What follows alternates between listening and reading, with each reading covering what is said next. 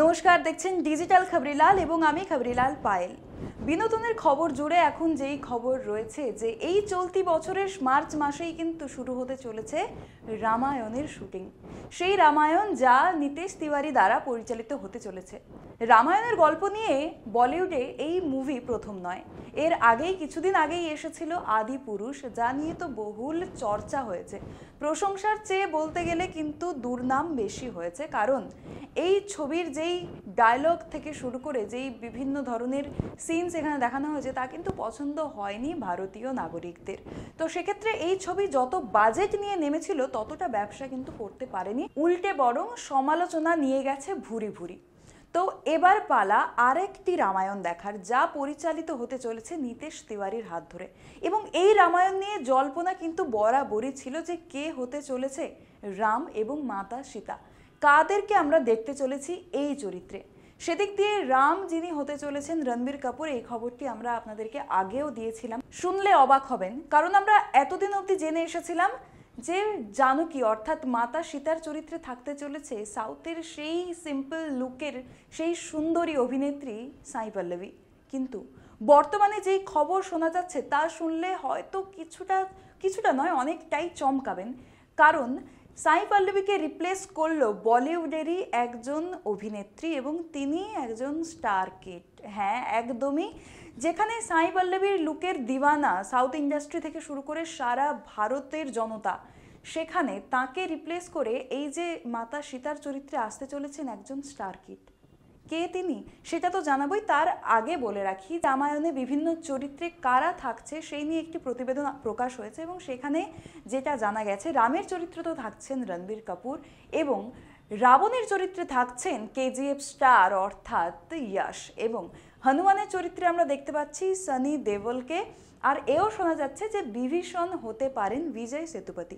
তাহলে বুঝতেই পারছেন এই ছবিকে, এই রামায়ণটিকে কিন্তু বলা যেতে পারে সাউথ এবং বলিউডের মেলবন্ধন।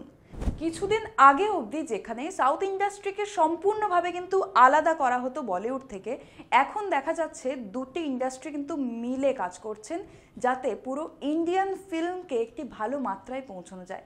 তো সেক্ষেত্রে এই রামায়ণ কিন্তু এখন সাউথ এবং ইন্ডিয়ান সমস্ত অ্যাক্টার্সরা মিলে তৈরি করতে চলেছেন। এবং যেটা বললাম, এই সীতা নিয়ে যেই নেটিজেনদের যে আগ্রহ ছিল সাই পল্লবীর সিম্পল লুক এবং তাকে মাতা জানকী হিসেবে দেখার, এবার কিন্তু হতে চলেছে অন্য কিছু। তো কে সেই স্টার কিড সেটাই জানাবো। শোনা যাচ্ছে সাই পল্লবীর বদলে সীতার চরিত্রে বেছে নেওয়া হয়েছে শ্রীদেবী কন্যা জাহ্নবী কাপুরকে। নিতেশের পরিচালনায় বাওয়াল ছবিতে অভিনয় করেছে জাহ্নবী, সেখানেই নাকি পছন্দ হয়ে গিয়েছিল পরিচালকের। তার মনে হয়েছিল সীতার চরিত্রে জাহ্নবীকেই সবচেয়ে ভালো মানাবে, আর সেই কারণেই তারকা কন্যার এই চরিত্র লাভ। সূত্রের খবর, লন্ডন ও মুম্বাই মিলিয়ে 120 দিন ধরে রামায়ণের শুটিং হবে। এখনো পর্যন্ত যা শোনা গিয়েছে সেই অনুযায়ী ছবিতে রাবণের ভূমিকায় দেখা যাবে কেজিএফ স্টার ইয়াশকে।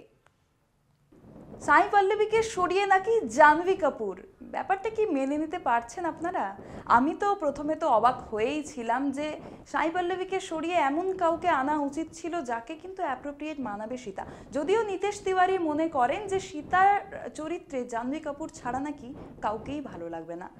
এবং ব্যাপারটা যদি খুব তলিয়ে ভাবা যায় তাহলে রামও হচ্ছেন নেপোকিড আর সীতাও হচ্ছেন নেপোকিড।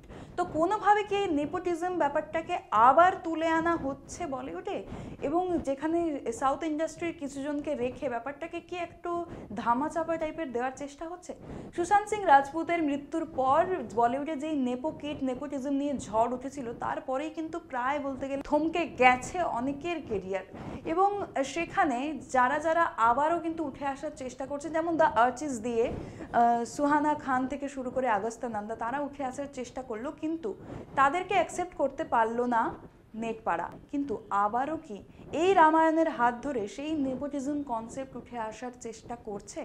সেই দিকে তো আমাদের নজর থাকছে। এবং এই মুভির শুটিং যেখানে হতে চলেছে লন্ডন থেকে শুরু করে মুম্বাই, এর বিভিন্ন দৃশ্য মিলিয়ে এই ছবির শুটিং হতে চলেছে, সেই দিকে তো আমাদের নজর আছে। আপনাদের নজর থাকুক ডিজিটাল খবরিলালের পর্দায়।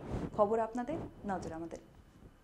ডিজিটাল খবরিলাল, খবর আপনাদের, নজর আমাদের।